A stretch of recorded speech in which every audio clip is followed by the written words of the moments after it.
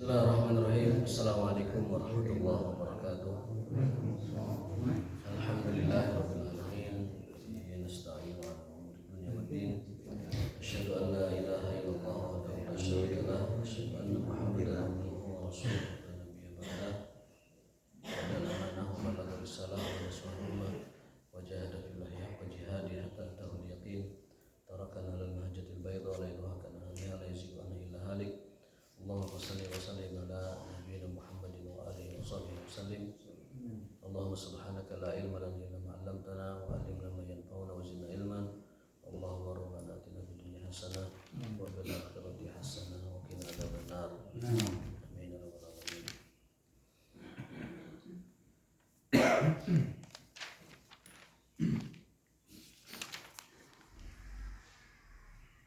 Jemaah sekalian, mohon Allah Subhanahu wa taala, alhamdulillah kita dapat melanjutkan kajian hadis kita dalam kitab Bulughul Maram. Namun sebelumnya kita review kembali ya. Doa yang kemarin, doa yang ba'da wudu. Gimana doanya Pak yang kemarin Pak? Doa wudu yang kemarin. Barang siapa yang membaca doa ini, maka akan dibukakan baginya 8 pintu surga. Ya. Futihat lahu abwabul jannati samaniyah. Doanya bagaimana? Asyhadu an la ilaha illallah wahdahu la syarikalah wa asyhadu anna Muhammadan abduhu wa rasuluh. Allahumma ja'alni minat tawabin wa ja'alni minal mutatahhirin. Dalam hadis nomor 52 Bulughul Maram diriwayatkan oleh Imam Muslim, Sahih Muslim, barang siapa yang baca doa itu, kata Nabi SAW, futihat lahu abwabul jannati samaniyah, akan dibukakan baginya 8 pintu surga. Artinya syahadat seperti biasa ya. Lalu setelah itu Allahumma ja'alni minat tawabin, ya Allah jadikan aku di antara orang-orang yang bertaubat kepadamu, wa ja'alni minal mutatahhirin, dan jadikan aku termasuk orang-orang yang mensucikan diri. Dalam penjelasannya, tawabin itu bertaubat dari dosa, mutatahhirin itu bersuci dari hadas dan najis. Jadi maksudnya bersuci secara rohani dan jasadi, bersuci secara ma'nawiyah dan juga hissiyah. Jadi yang maksud dengan doa Allahumma ja'alni minat tawabin wa ja'alni minal mutatahhirin, sembari kita mohon disucikan badannya dari najis, juga kita mohon disucikan hati kita dari maksiat dan dosa. Makanya Nabi menjanjikan orang yang setelah wudu baca doa itu, asyhadu an la ilaha illallah wahdahu la syarikalah wa asyhadu anna Muhammadan abduhu wa rasuluh, Allahumma ja'alni minat tawabin wa ja'alni minal mutatahhirin, kata Rasul, akan dibukakan baginya 8 pintu surga. Dalam Sahihain Bukhari Muslim, pintu surga itu ada 8. Yang pertama adalah babus shalah, pintu sholat. Yang kedua adalah babus sedekah, babus zakat ya. Yang ketiga adalah babul jihad. Yang keempat adalah babus siyam, pintu puasa ya. Yang kelima adalah babu kazmil ghaiz, pintu menahan amarah. Yang Yang keenam adalah babu tawakal, pintu tawakal. Yang berikutnya adalah babu taubah. Lalu dalam Musnad Imam Ahmad ditambahkan lagi 2, jadi 10 pintu surga itu. Yakni babu dzikri, pintu zikir, dan juga yang terakhir babu taubah, pintu taubah. Jadi 10 kan. Itu hadis-hadis tentang surga, sifat-sifat surga. Jadi pintunya ada 8 dan dalam riwayat lain ada 10 ya. Masing-masing kita nanti akan masuk ke dalam surga sesuai dengan amalan yang paling banyak dia lakukan di dunia. Kalau ahli sholat berarti nanti masuknya dari pintu sholat. Mal pahili Pak. Mal pahili, sholat beda pintunya dan beda. Anu rajina sedekah, pintu masuk nanti pintu sedekah. Lalu anu jihad, pintunya pintu jihad. Anu rajin puasa, pintunya pintu puasa. Anu rajin zikir, aya pintunya khusus, pintu ahli zikir. Aya oge anu khusus pintu orang-orang yang selalu menahan amarah. Orangnya sabar menahan amarah. Sebenarnya bisa marah, tapi dia tahan. Itu yang namanya menahan amarah, itu bisa marah tapi dia tahan. Gitu. Ada itu bisa marah mah orangnya memang nanti tidak bisa marah sama sekali gitu, begitu beda. Ini mah orang bisa marah dan dia punya kemampuan melampiaskan amarahnya namun dia tahan. Itu orangnya wal kadhiminal ghaidh. Nanti pintu surganya adalah babu kazmil ghaidh. Pintu khusus orang-orang yang menahan amarah. Lalu nanti ada babu tawakal, ada pintu tawakal untuk ahli tawakal kepada Allah Subhanahu wa taala. Nah, kata Rasul, 8 pintu surga itu dapat dibuka oleh orang yang senantiasa dawam membaca doa ba'da wudu. Karena doa itu berisi tauhid dan berisi tentang memohon kesucian jiwa dan juga kesucian diri mereka secara fisik dan juga jiwa ya. Asyhadu an la ilaha illallah wahdahu la syarikalah wa asyhadu anna Muhammadan abduhu wa rasuluh. Allahumma ij'alni minat tawwabin waj'alni minal mutatahhirin. Itu diamalkan ringan ba'da wudu ya, setiap pada wudu diamalkan doa tersebut. Kalau mau kenceng doanya setelah keluar dari tempat wudu ya, agak keluar sedikit di tempat di luar gitu, atau mungkin pas masuk masjid ya, boleh. Kalau mau kenceng bacanya, kalau mau pelan hanya kumat kamit di bibir ya nggak apa-apa, di tempat wudu juga tidak masalah. Karena yang nggak boleh itu kan terdengar lafaz Allah di dalam kamar mandi ataupun tempat wudu. Kemarin disebutkan bahwa manusia itu diciptakan untuk suka berbuat zalim dan jahil, bodoh ya. Itu apa itu? Hadis? Itu ayat. Wa kana al-insanu zaluman jahula. Itu adalah tafsirnya Umar bin Khattab radhiyallahu taala anhu ketika menjelaskan ayat Allah yang lain dalam surat Al-Infitar. Ya ayyuhal insanu, ya ayyuhal insanu ma gharraka bi rabbikal karim. Wahai sekalian manusia atau wahai manusia, apa yang membuatmu tertipu dari Tuhanmu? Ma gharraka yakni gurur itu tertipu. Ma gharraka, apa yang menipumu wahai manusia dari tujuan utamamu yaitu Tuhanmu. Nah, sudah manusia ini biasa tertipu dengan dari tujuannya, ditambah-tambah lagi manusia punya sifat yang melekat padanya yaitu zaluman jahula. Zaluman yakni senantiasa merugikan dirinya sendiri. Jahula dia bertindak bodoh, sering bertindak bodoh. Makanya manusia itu punya sifat yang melekat begitu terus. Orang yang senantiasa merugikan diri sendiri, disadari atau tidak, dan juga sering bertindak bodoh. Akhirnya juga ujung-ujungnya mencelakakan dia sendiri. Itu kemarin yang kita bahas dalam tafsir surat Al-Infitar ya, berkenaan dengan pengingat atau peringatan Allah kepada manusia agar tidak tertipu dengan atau dari tujuannya kepada Allah Subhanahu wa taala. Tujuan utama kita Allah, tapi banyak godaan-godaannya, banyak tipuan-tipuan dunianya sehingga orang bisa melenceng dan bisa mengalami deviasi ya, penyimpangan dan seterusnya. Hari ini lanjutan kajian kita adalah tentang Sahih Bukhari ya, kalau tidak salah nomor ini. Yang terakhir itu yang kita bahas, saya ada catatannya di sini. An Abi Musa radhiyallahu ta'ala anhu qala Nabi sallallahu alaihi wasallam, yang terakhir kita setback sebentar. Qala Nabi sallallahu alaihi wasallam, a'dhamun nasi ajran fis salati ab'aduhum mamshan. Orang yang paling banyak dan paling besar pahalanya dalam hal salat adalah orang yang paling jauh jaraknya dari masjid. Jadi kalau nyari rumah, cari yang paling jauh dari masjid, Pak. Urang mah balik pang deket-deket ke masjid. Padahal kalau secara pahala itu yang paling jauh ab'aduhum mamshan, paling jauh. Pak Haji Handoyo, oh iya beliau lagi ke Jogja ya. Tidak ada acara di Jogja, makanya tidak hadir. Kemarin izin beliau.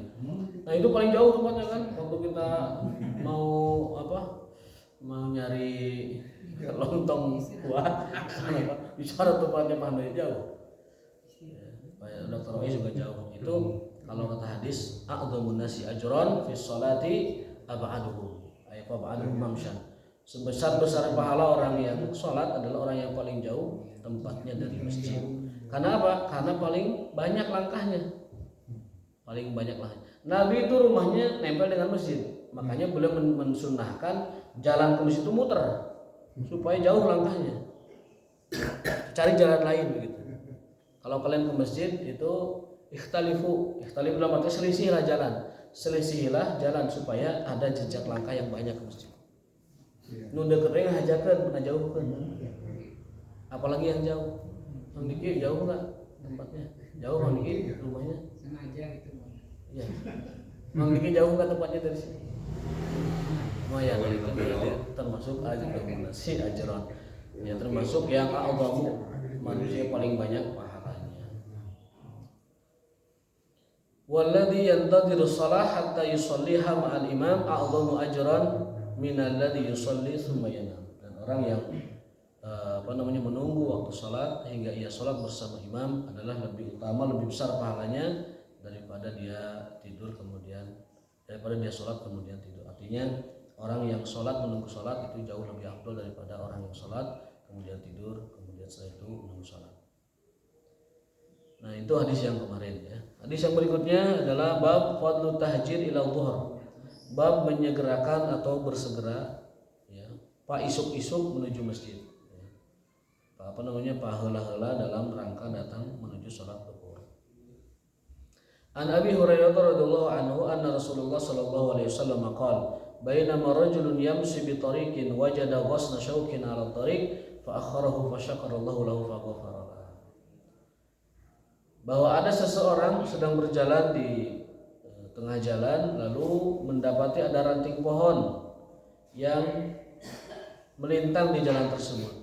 Yang kebetulan ranting itu berduri ala tariq di jalanan tersebut. Fa akharahu lalu dia singkirkan. Dan Allah pun berterima kasih kepada orang tersebut lalu mengampuninya. Jadi berarti ini hadis ini ulangan yang kemarin ya, bahwa orang yang punya kebiasaan menyingkirkan duri di jalan. Zaman sekarang duri sudah bervariasi Pak. Termasuk cangkang cau, nama duri itu. Cangkang cau, nama duri. Karena di jalan aspal cangkang cau itu nyoledat. Solar juga sama, sekarang udah masuk duri kategorinya tuh. Saya pernah lihat di Turunan Nagering itu ada solar, motor tinggal lepak. Nah itu kalau orang mau mengamalkan hadis ini caranya adalah bukan dengan menyingkirkan solar karena nggak bisa, ambil pasir tuangkan ke solar itu supaya dia terserap oleh pasir dan akhirnya terbawa hilang gitu ya. Jadi barang siapa yang punya kebiasaan atau punya punya sense ya untuk keselamatan orang lain, sense of safety begitu, maka kata Rasulullah SAW, Allah berterima kasih padanya dan mengampuni dosa-dosanya. Ini dikuatkan oleh hadis lain sebenarnya. Kata Rasulullah SAW, ada orang yang masuk surga dan selamat dari azab kubur cuman karena amal sedikit. Apa itu? Dia punya kebiasaan membuang duri di jalanan. Ya, ada paku, ada baut, mur atau apa bisa mencelang ke kendaraan orang lain ya. Atau mungkin cangkang cau yang lesang atau mungkin solar yang licin. Nah itu semua adalah pengundang syukur terima kasih Allah kepada kita. Ini ungkapan hadis Allah berterima kasih padanya bukan Allah tidak mampu menghapus bekas duri ataupun menghilangkan duri. Itu artinya bahwa Allah mengapresiasi usahanya. Fasyakarahu, Allah berterima kasih pada orang itu dan mengampuninya. Luar biasa ya. Kemarin yang ahli sedekah Allah mengatakan apa? Harusnya aku yang beri, tapi dilakukan oleh dia. Maka Allah terima kasih padanya dan kemudian mengampuninya. Jadi ada ahli sedekah begitu, punya pembantu, punya budak begitu. Setiap hari dia nyuruh pembantunya jangan dia bagikan dah ke orang-orang miskin, bagikan. Dianya di rumah aja, kopi gogoler begitu. Tapi punya pembantu kumpulkan, jangan antarkan kayak itu gitu. Nah kata Allah SWT dalam hadis tersebut, kata Allah itu harusnya aku yang begitu, tapi dilakukan oleh dia dan Allah berterima kasih pada orang itu lalu mengampuni dosanya. Dalam kitab Al-Adab Al-Mufrad ini juga sama, ada orang nyingkirkan duri di jalan punya kebiasaan begitu, punya sense of safety, punya sensitivitas untuk menyelamatkan orang lain, ya, maka Allah pun berterima kasih padanya lalu mengampuninya. Berterima kasih padanya itu bentuk kiasan, gaya bahasa, artinya Allah menghargai dan mengapresiasi kerjaan orang tersebut ataupun akhlak orang tersebut. Nah, ulama memperluas makna ini, maksudnya setiap apapun yang kita lakukan demi dan untuk menyelamatkan orang lain masuk hadis ini. Misalkan ada air yang ngocor terus, ini bahaya nih, tutup. Oh, ini ada, mohon maaf Pak, di tempat saya itu banyak orang kena celaka gara-gara gelasan.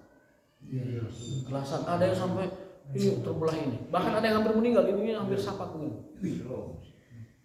Sudah dilaporkan ke pihak berwajib, sudah masuk ke media massa, bisa cetak di kota itu saya itu, dan sudah masuk ke Pemkot juga laporan itu, tapi yaitu kekurang gercepan pemerintah di sana sehingga akhirnya korban ya tambah terus gitu. Dan tidak ada usaha apapun, minimal bikin himbauan atau aturan yang menjaga nyawa masyarakat yang penduduknya.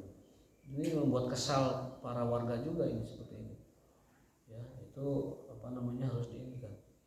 Gelasan itu walaupun dia tidak terlalu tajam, tapi kalau lagi orang motor ngebut itu bisa putus Pak, ini Pak, pipi hidung itu bisa sumpung gitu. Sampai waliyazubillah. Dan bisa zolim itu pelakunya kalau dia tidak tidak meninggalkan atau menghentikan perbuatan tersebut. Kalau di kota alhamdulillah, karena mungkin satu udah nggak musim nukar itunya, nuka duanya mungkin sudah berperadaban juga. Yang namanya main layangan itu bukan buat aduan gitu. Layangan itu hiburan, ada kertas ke atas kan ngapung, hiburan, bukan aduan. Kalau aduan itu orang sudah pembelajaran ngadu itu namanya. Orang yang biasa ngajar ngadu itu judi akhirnya kan. Dari mulai anak kecil, anak kita memang terdidik oleh lingkungan, tapi nggak semua begitu. Dia punya sifat yang diajarkan dari lingkungannya begitu. Main layangan, ngadu, belaan beli gelasan supaya bisa ngelahkan orang lain. Itu juga menanamkan sikap kepada kita gimana menjatuhkan dan mengalahkan orang lain. Pendidikan ke anak kita akan menjadi karakter nanti dia dewasa, bahwa harus ada lawan, harus dikalahkan, harus dipatahkan, bahkan harus diputuskan. Itu menanamkan mental kepada anak kita sendiri. Secara tidak sengaja, secara tidak langsung lingkungan mengajari, mendikte anak kita dengan hal-hal semacam itu. Selain itu adalah mengancam keamanan para pejalan dan para pelintas begitu, itu juga menanamkan sikap yang buruk kepada anak kita, bahwa itu ada musuh, kalahkan. Itu perbuatan yang tidak baik. Nah, berikutnya adalah bab tentang ihtisabul asar. Oh ya, sebelumnya ada satu lagi. Walau ya'lamuna ma fi tahjiri lastabaqu ilaihi walau ya'lamuna ma fil atamati wasubhi la atauhuma walau habwan. Jadi kalau mereka seandainya tahu, orang-orang itu seandainya tahu pahala mendahulukan diri untuk datang kepada waktu sholat begitu, lastabaqu ilaihi walau habwan, akan mendatangi masjid meskipun sambil merangkak. Andai orang itu sadar dan tahu betapa besarnya fadilah sholat berjamaah dan datang awal waktu, mereka pasti akan mendatanginya. Dalam riwayat kemarin kita bahas meskipun sampai diundi, tapi riwayat ini meskipun sambil merangkak. Kalau mereka tahu fadilah sholat berjamaah, keutamaan berjamaah, pasti mereka itu lam taukid, pasti mereka akan mendatangi masjid Allah itu la'atuhum walau habwan, meskipun sambil merangkak. Terutama sholat al-atamah, sholat isya wa subuh, sholat subuh ya. Isya dan subuh. Karena ini sedang menerangkan kelakuan orang munafik. Itu orang paling malas menegakkan sholat isya. Orang munafik itu kan punya kebiasaan malas sholat isya. Maka dimotivasi oleh Nabi, andaikan mereka tahu dan sadar tentang keutamaan berjamaah, mereka pasti akan mendatanginya meskipun dengan merangkak untuk sholat isya dan sholat subuh ya. Nah, walau ya'lamuna ma fil atamah itu waktu isya, wasubhi waktu subuh, la atauhuma pasti mereka akan mendatanginya dua waktu itu, walau habwan meskipun sambil merangkak. Kok tidak nyebut subuh dan asar ya? Asar ada keutamanya lain lagi. Asar itu keutamanya ada lagi. Apa keutamanya asar itu? Satu, syarat kita dapat melihat wajah Allah, melihat Allah SWT. Syarat kita melihat Allah, berjumpa dengan Allah itu adalah salat asar. Dalam hadis disebutkan bahwa kamu lihat itu bulan, jelas kan purnama. Nanti kamu akan melihat Tuhan kalian sejelas purnama itu tanpa ada penghalang. Caranya bagaimana? Kalau kamu bisa menjaga dua sholat asar dan subuh, lakukanlah sebisa mungkin. Lakukanlah sebisa mungkin, jangan lalai dari dua sholat ini. Itu syarat kita berjumpa dengan Allah Subhanahu wa Ta'ala. Dan kemudian ada hadis lain lagi.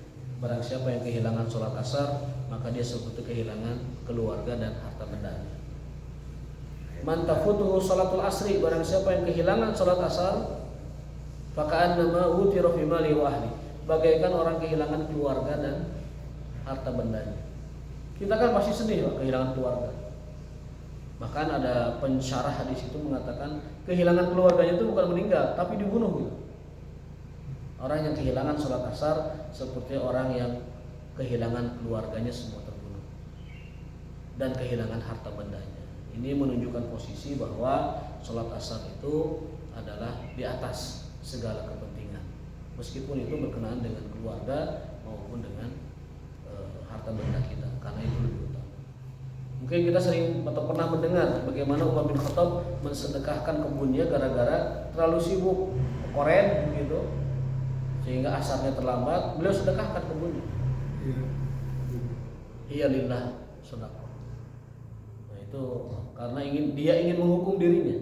Jadi ini bukan kewajiban, karena hanya semacam kebaikan hati ya, ataupun ingin menghukum dirinya. Gara-gara dia sibuk kokoren beliau ya, kemudian asarnya terbengkalai, lalu beliau mengatakan iya lillah. Ini jadi sedekah untuk Allah Subhanahu wa Ta'ala. Nah, orang mohon untuk itu nanya. Ya setidaknya ada penyesalan ketika kita kehilangan asar, kehilangan subuh ya, ada perasaan asal gimana gitu ya, seperti orang kehilangan keluarga.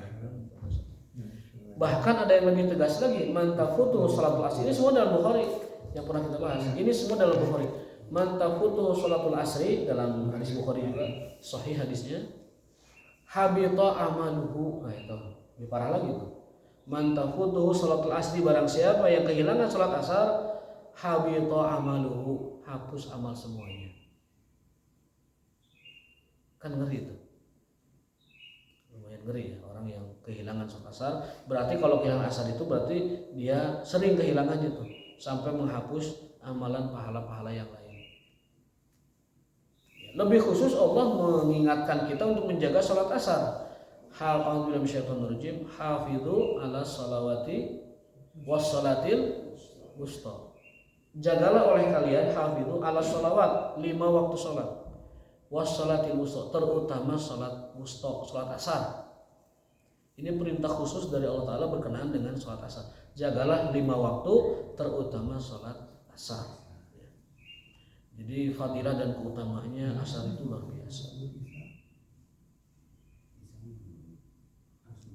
Di sisi lain asar juga merupakan waktu di mana malaikat itu setor amalan.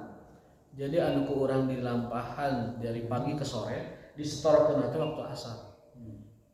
Di subuh teh naon ngaos, alhamdulillah, tos ngaos ka mana, kemudian berangkat kerja jam berapa, ngapain di kantor, kemudian sholatnya gimana, itu dilaporkan oleh malaikat. Siang itu waktu asar, malaikat ke langit menghadap Allah Subhanahu wa Ta'ala.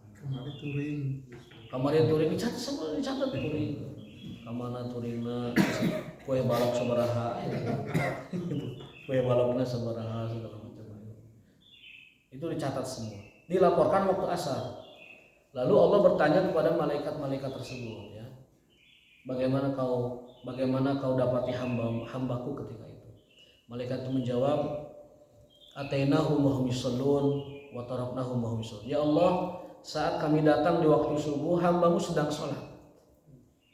Dan saat aku tinggalkan hambamu, dia juga sedang sholat. Jadi laporan ke Allah itu baik semua gitu. Allah nanya seperti itu bukan karena tidak tahu, tetapi hanya untuk menghormati. Dalam syarah hadisnya, takriman lil malaika, penghormatan kepada tugas malaikat. Allah menghargai tugas malaikat dan mengatakan, kaifa taraktum ibadi, bagaimana kau tinggalkan hambaku. Allah Maha tahu kondisi kita, tapi ingin bertanya ke malaikat sebagai penghormatan kepada tugas malaikat. Lalu dijawab bahwa hambamu sedang sholat ketika aku datang, dan ketika aku pergi juga sedang sholat. Sangat berbahagia kita apabila dilaporkan kepada Allah kita sedang sholat. Luar biasa ya. Itu jangan sampai kita dilaporkan kepada Allah, ya Allah, hambamu ketika aku tinggalkan lagi tibrak kerek begitu ya. Kemudian aku datang juga kerek sama begitu. Lalu aku datang dia sedang kokoren di kebun. Asar ditinggalkan kokoren deui wae. Isuk-isuk keur nyengat hawu begitu. Ada sorabi, aduh sorabi tah, emang sorabi. Si duru, subuh si duru ya Allah. Asar kokoren. Aduh laporan teh tuh petot sadaya. Laporan butut semua kalau begitu. Nah, jangan sampai kita seperti itu. Ini semua hadis-hadis tentang fadilah salat asar atau keutamaan asar itu ada di dalam hadis Bukhari yang dulu pernah kita bahas tentang keutamaan salat asar. Jadi asar subuh itu waktu yang paling utama di dalam salat dari 5 waktu itu. Nah, kenapa di hadis ini ditambah isya? Karena isya itu banyak orang yang punya sifat nifak dalam hatinya, malas kalau salat isya. Karena mungkin sholat isya itu orang sudah pada lelah, mungkin pulang pekerjaan, jadi isya itu rata-rata terabaikan atau terlalaikan. Maka dimotivasi oleh Nabi SAW, andai mereka tahu betapa besarnya yang ada pada sholat isya dan subuh, pasti mereka akan berusaha sekuat tenaga mendatanginya, walau habwan, meskipun sambil merangkak. Ngesot Pak, ke masjid ngesot. Andai kan tahu keutamaan sholat isya, pasti mereka ngesot gedai ke masjid. Walau habuan esot. Nah, aya nu ngge tongkat aya, itu tongkat aya, ini mah aya teh digendong aya segala macam. Nabi pernah ketika sakit, karena sakitnya masih bisa dibawa ke masjid, dipapa oleh 2 orang. Apa namanya, dengan rajulain 2 orang supaya bisa gitu ya. Jadi intinya mas sakit itu uzur, ura-ura kita nggak ke masjid nggak apa-apa. Tapi kalau masih bisa diusahakan datang, kalau ada orang yang bantu, ada orang yang nganter, datang saja. Nabi juga dipapah oleh 2 orang, itu tidak masalah, diusahakan ya. Maka jemaah kita ahli masjid yang sebelumnya rajin ke masjid, kemudian mungkin karena sakit tidak bisa, tawarkan bantuan. Barangkali mau dijemput, mau diantar, atau mau dibopong sama yang muda-muda, Kang Dedi mungkin, sama Kang Diki nggak bopong gitu, silakan ya, ditawarkan gitu. Terutama dari DKM mungkin menawarkan juga boleh ya. Minimal terutama tadi minimal salat asar atau salat subuh minimal dijaga 2 itu ya. Nah, berikutnya adalah bab ihtisabul athar. Bab kita ini mesti pandai-pandai ngitung jarak kita ke masjid, karena itu pahala di situ banyak ya. Ihtisab itu menghitung, asar itu langkah, jejak kaki. Ada hadis rupanya. Hadatsana Muhammad bin Abdullah bin Hausyab qala hadatsana Abu Wahab qala hadatsana Humaid an Anas bin Malik radhiyallahu taala anhum ajmain qala Nabi sallallahu alaihi wasallam, ya Bani Salamah, wahai sekalian Bani Salamah, ala tahtasibuna atharakum, tidakkah kalian mau menghitung jarak kalian dari masjid? Berapa langkah begitu? Wa qala Mujahid fi qawlihi wa naktubu ma qaddamu wa atharahum qala khutahum. Jadi Imam Mujahid seorang ahli tafsir menafsirkan ayat wa naktubu ma qaddamu wa atharahum, dan kami catatkan setiap amal perbuatan yang mereka lakukan dan jejak langkah mereka menuju masjid. Itu yang dimaksud asar oleh Mujahid, tafsirnya ke sana. Di surat Yasin kan ada tuh, dan kami akan catat setiap apa yang telah mereka perbuat dan juga langkah-langkah mereka menuju ibadah. Catat semua itu. Asarohum ayat khutwahum. Khutwah itu adalah khutwah itu langkah.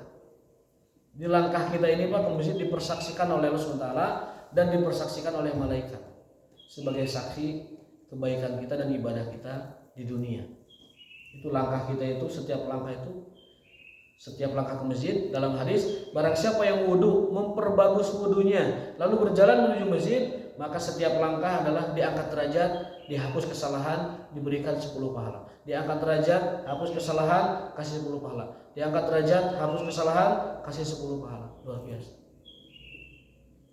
Jadi kaki kita itu misalnya ini diangkat derajat, dihapus dosa.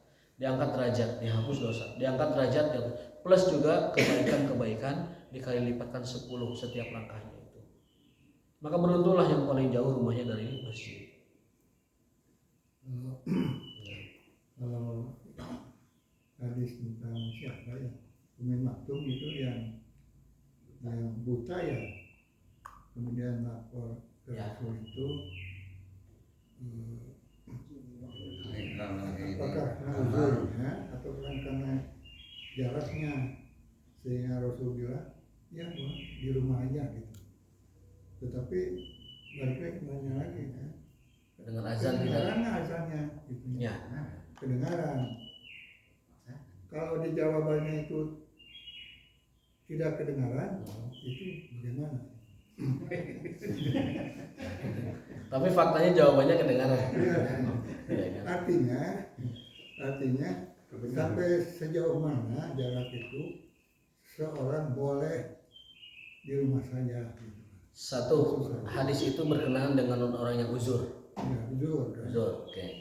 Yang kedua, orang uzur selama masih mendengar azan maka datang ke masjid. Ya. Dan azannya tanpa speaker kan? Ya zaman sekarang faktanya pakai speaker. Bukan. Itu dikaitkan sama jarak kan? Kalau mau dikontekan sama, zaman dulu gunung-gunung, bukit-bukit. Sekarang kan enggak, jalan lurus, aspal, mudah lagi. Ada sepeda, ada motor, jalan lurus dan aman, dekat. Zaman dulu bebukitan, batu, terjal dan lain sebagainya. Kalau mau dikontekan sama gitu. Artinya hadis itu pertama berkenaan dengan orang uzur. Rasul memberi izin kepada orang yang punya uzur, terutama orang. Kan itu kan ceritanya begini, ya Rasulullah, aku ini orang yang tidak melihat, dan aku tidak punya penuntun jalan. Artinya kalau dia punya penuntun, datang, ya kan? Kalau punya yang mau menuntun, punya mungkin keluarga atau punya mungkin orang yang membantu di rumah tugas dan sebagainya lah, dapat menuntun, dia jalan. Artinya orang buta pun kalau dia tahu jalan ke masjid, jalan. Gitu, ya kan? Kita tangkapnya begitu. Pertama itu orang Abdullah bin Maktum itu orang yang punya uzur dan dia bilang tidak ada dalil masuk petunjuk, bukan dalil teks ya. Tidak ada orang yang menjadi petunjukku, pengantarku yang menunjukkan ke masjid gitu. Lalu dia minta izin, bolehkah aku sholat di rumah? Kata Rasul, boleh, silakan. Nah, setelah jalan dipanggil lagi, apa kau dengar azan? Iya dengar ya Rasulullah. Pak Ajin, maka jawablah, maksudnya datanglah gitu. Datanglah.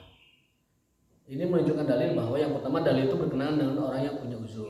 Ya, kemudian kalau orang punya uzur masih bisa ke masjid. Kalau ada penuntun jalannya, kalau orang buta. Lalu kalau orang meskipun dia punya uzur tapi masih mendengar azan, datanglah ke masjid untuk memenuhi panggilan tersebut. Tadi pertanyaannya, andaikan tidak mendengar panggilan, apakah perlu datang? Ya kalau orangnya uzur ya sebenarnya hukum orang uzur itu tidak apa-apa. Hukum orang uzur. Tapi pertanyaannya uzur kita di mana? Uzur kita apa? Apa kita orang buta? Bukan. Kita orang sakit? Bukan. Kita orang lumpuh juga bukan. Uzurnya di mana? Kalau kita kenakan hukum uzur tadi. Gitu. Jadi kita sama sekali bukan ahli uzur, bukan ahlul a'dzar dalam bahasa Arabnya. Kita bukan sama sekali orang-orang yang punya uzur, gitu kan. Bukan orang yang buta, maaf, bukan orang yang pincang, bukan orang yang tidak bisa berjalan. Kita ada semua sehat, sempurna. Itu pesan dari dalil itu. Orang yang punya uzur boleh di rumah, yang tidak punya uzur ke masjid. Kalau orang punya uzur tidak dengar azan artinya jauh, silahkan di rumah. Tapi orang sehat meskipun tidak mendengar azan atau panggilan, tapi dia tahu waktu, datang. Orang sehat tahu waktu dan mengenal waktu sholat azan. Kadang-kadang masjid kita kan azannya nggak kedengeran, karena di kita gedung-gedung sudah menghalangi suara masjid. Zaman dulu kalau orang azan di tempat yang agak tinggi, Bilal itu waktu butuh Mekah azan di atas Ka'bah. Seluruh orang yang ada di haram mendengar itu. Karena waktu itu tidak ada gedung-gedung yang heureun ku tangtung begitu yang menyerap suara panggilan azan itu. Sekarang suara masjid kalau Mas Rusadi nggak pakai speaker nggak akan kedengar ke yayasan juga, ke rumah yayasan. Angekong kan mana masih Apalagi angekong banyak sekarang karena sudah ada teknologi, sudah ada kemudahan, maka hukum itu mengikuti kondisinya. Sekarang azan itu diperdengarkan oleh pengeras suara. Kemana-mana. Dan azan yang dengan pengeras suara sama hukumnya dengan azan yang tanpa pengeras suara. Iya. Suara azan dengan pengeras suara sama hukumnya dengan azan tanpa pengeras suara. Kenapa? Karena itu kondisi dan dinamika waktu yang kita terima apa adanya dari perkembangan umat manusia gitu. Sekarang azan pakai speaker, ya itulah hukumnya sama dengan azan tanpa speaker. Apa bedanya? Nggak ada beda, hanya pengeras suara itu membantu suara azan lebih luas. Artinya orang sekarang kewajibannya lebih kuat lagi karena mendengar azan secara lebih keras daripada orang dulu. Jadi dipahami begitu, orang sekarang karena dengar azannya lebih keras, harusnya mereka lebih tersadarkan dengan suara azan ketimbang orang dulu yang mungkin dengarnya dari jauh itu sayup-sayup gitu. Jadi bukan alasan kalau kita tidak dengar suara azan tidak ke masjid. Itu pemahaman yang keliru. Kenapa? Karena walaupun dia tidak kedengaran azan, dan saya yakin mustahil kalau nggak kedengaran azan. Kenapa? Karena reang azan dari mana-mana tuh bunyi. Di wilayah kaum muslimin adan itu pasti sahut menyahut, pasti meriah azan itu di mana-mana. Jadi tidak ada alasan. Apalagi kita punya jam, bisa melihat jam. Oh jam 6 nih, ini jam 3, jam 4, jam 9 waktu. Jadi sama sekali saya tidak menemukan uzur atau justifikasi pemboleh ya, mubarir untuk orang tidak ke masjid tanpa alasan begitu. Satu, kita bukan ahli udur, yang kedua kita tahu waktu, yang ketiga suara azan dari mana-mana bunyi gitu kan, ada suaranya begitu.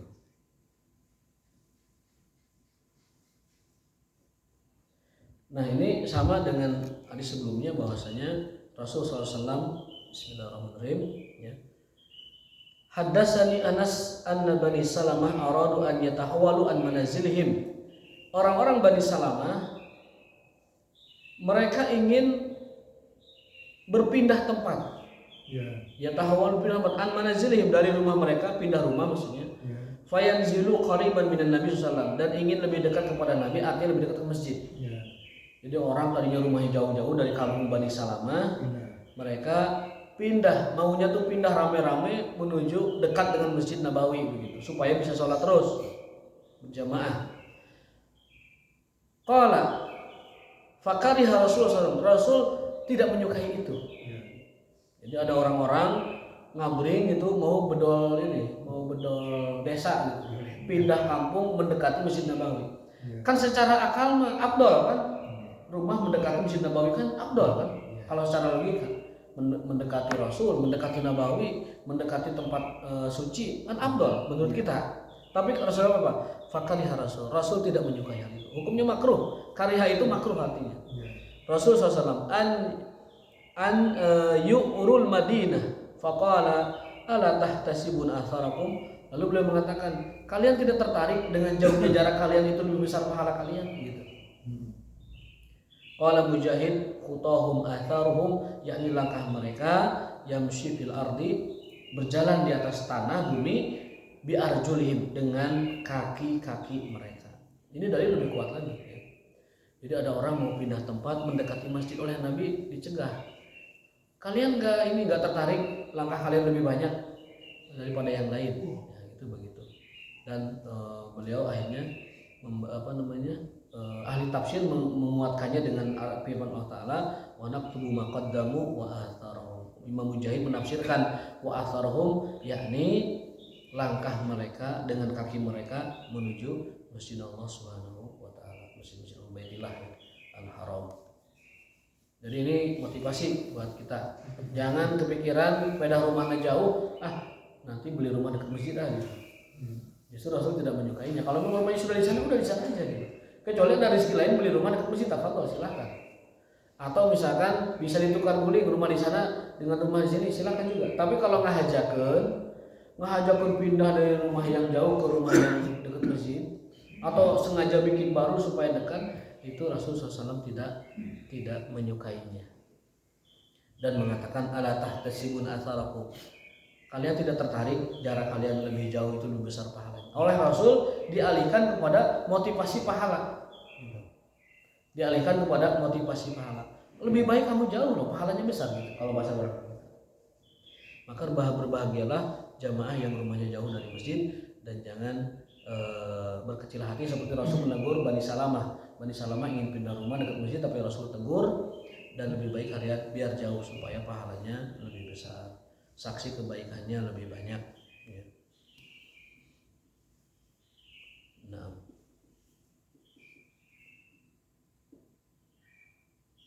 ya, hadis yang ke-657 itu kurang lebih maknanya sama dengan yang di atas, tetapi ini ada sedikit tambahan informasi.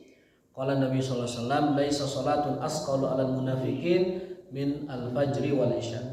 Tidak, Nabi SAW bersabda, tidak ada salat yang lebih berat bagi orang-orang munafik melebihi salat subuh dan salat isya. Walau ya'lamun ma fihi ma, andaikan mereka tahu apa yang ada pada salat subuh dan salat isya, maka mereka akan mendatanginya walau habwan la atauhuma walau habwan. Laqad hamamtu, aku pernah punya rencana, kata Rasul. Aku pernah punya rencana, punya niat an amurul muadzin biar azan, fayuqimu tsumma amra rajulan. Lalu aku suruh orang di antara kalian imam biar azan, imam di sana terlaksana udah. Ya umnas summa akhudhu sya'lan, lalu aku keliling membawa api, fa uharriqu ala man la yakhruj ila shalah. Dan aku akan keliling menemui orang-orang membawa api, membakar rumah mereka supaya keluar salat berjamaah. Yang belum keluar itu man la yakhruj ila shalah ba'd, yang belum keluar dari rumahnya biar keluar sholat berjamaah, kalau enggak aku bakar rumahnya.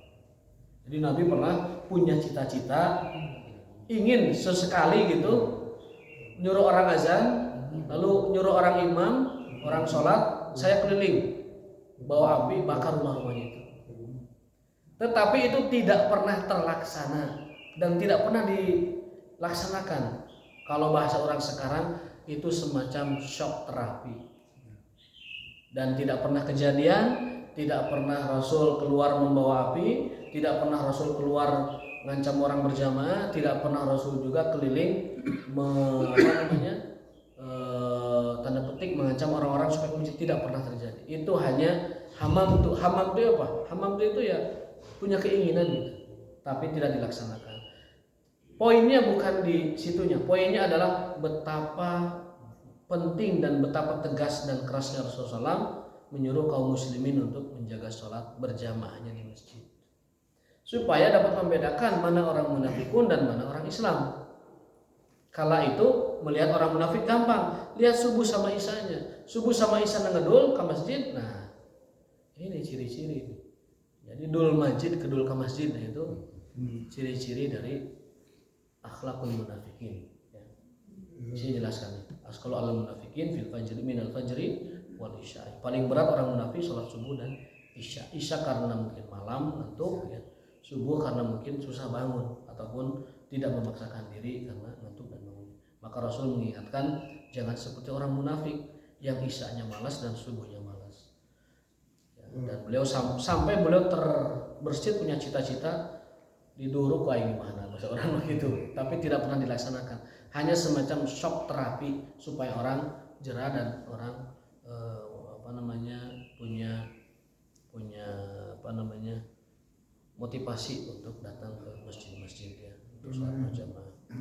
Allah taala bisawab wa taufiq wa illa billah. Cukup demikian, terima kasih atas perhatiannya. Karena karena sudah cukup banyak. Ini ada 4 hadis tadi saya kita sampaikan. Wallahu bikum wa ta'ala bisawab wa taufiq billah. Subhanakallahumma wa bihamdika asyhadu an la ilaha illa anta astaghfiruka wa atubu ilaik.